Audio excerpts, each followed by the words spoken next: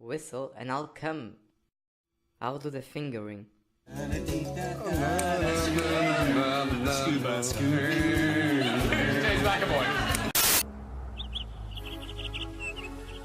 Bobby. Hi, Ken. You want to go for a ride? Sure, Ken. Jump in. By this point, I'm almost certain that we're never going to get to see another good Alien film. Unless James Cameron comes back, or someone with a similar ambition and ferocity is assigned to direct, the quality just doesn't seem like it's going to get to the same level as Alien or Aliens. What's up, people? With Alien Covenant, I have no idea how many movies are part of the Alien franchise, and which ones count as canon, because can we forget all about Alien 3 and Alien Disaster? Because I very much would like to. Alien Covenant is a sequel to the 2012 film Prometheus, which itself is a prequel to the first Alien film, named Alien. I'm just saying that because after watching some reviews online, I got very confused about what was this film going to be exactly. I went in thinking it was just going to be another prequel with zero or very little connective tissue with Prometheus. But nope, it's a sequel, maybe not a sequel in terms of let's redo exactly what happened in the previous installment, but worse, but it's a sequel in terms of let's tell another story that takes place after the events of the one we just told and have some of the old characters appear alongside some new ones we never heard of. It's that type of sequel, and in that aspect the film is surprisingly great, if great equals mediocre and boring. But first, here's a clip of the trailer. And everyone back on Earth is really grateful for your hard work and your courage. We're making history here. This is wheat. What are the odds of finding human vegetation this far from Earth? Who planted it?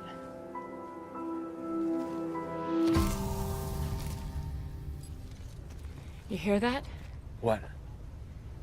Again directed by Ridley Scott, and it shows, you can easily tell they had someone who knows what to do as a director. Kinda, Alien Covenant is an enjoyable film with a lot of interesting ideas. Unlike Prometheus, a movie that was kinda pretentious, but decently put together, this film doesn't sound like it's just asking the same questions over and over without giving us more. This one has more substance than Prometheus. It's like Prometheus and a generic slasher film had a baby named Covenant, which is nice, but unfortunately that's it. It's just okay. The best parts of it are the ideas surrounding the mythology behind the creation or perfection of the xenomorph, Michael Fassbender, and some other stuff. The mythology was a mixed bag for me. On one side, everything involving Michael Fassbender's second character, David, was fucking awesome. After all, the Thing is a fucking sociopath with daddy issues. Who wouldn't like him? Nobody. But on the other hand, I prefer to believe that the xenomorph was created in not such a sloppy, lucky way. I prefer to think of it as something invented to be the perfect killing machine. I rather believe that he was designed just like we see him in the original film.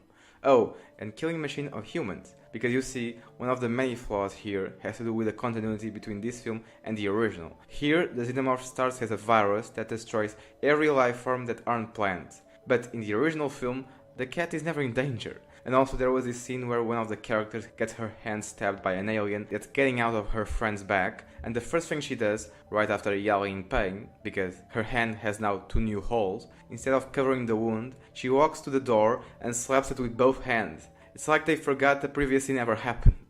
Anyway, that was more of a subjective criticism, not the cat thing and the hand, but the origin of the xenomorph. What is not subjective, however, is the writing. It's kinda shit actually. In fact, the whole film feels like another excuse to just keep on developing the mythology of the xenomorph. Mythology that, since it's very reminiscent of Greek and Roman mythologies, I'm always gonna enjoy it, but what they present isn't enough to compensate the lack of three-dimensional, interesting characters and a good story. Seeing hundreds of human beings turned into statues that look exactly like what happened in Pompeii is great and all, but inside a film that's empty in terms of originality and characters, those little treats won't do much. There was never any character that felt completely developed, or developed at all. They all act and sound terrific, the performances are top notch, which helps swallow people that have personalities but aren't really compelling because they are die right away or just come off like quicker versions of better characters from previous films. And yes, I'm talking about the new female protagonist, if you can call her that, as this is very much Fassbender's film.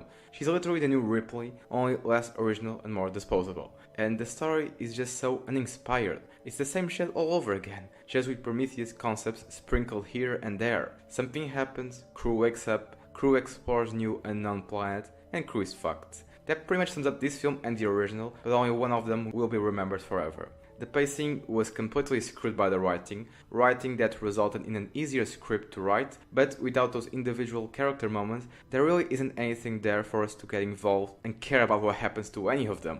Their acting helps to believe in them, but the fast-paced story makes everything they go through seem worthless. There's zero emotional connection with the characters. It doesn't help if most of them act like idiots. And now, on a more positive note, some of the technical aspects of the film were kinda great, specifically the sound design and the production design. All the locations are stunningly beautiful. Just like in Prometheus and the original film, everything looks realistic and fascinating, and the sound of the guns being fired was just heaven. After watching so many god-awful action films, the notion of bullets being fired in my head was becoming cheap sound effects that you download from YouTube. Thank God I watched this film. It's so nice to hear professional sound design. Now I just wish the CGI wasn't so shitty, then the visuals would be on par with the sound. I don't mean to say the computer effects are awful, it's just that they didn't even bother to try and make it convincing. When it's on screen, you will notice it, believe me.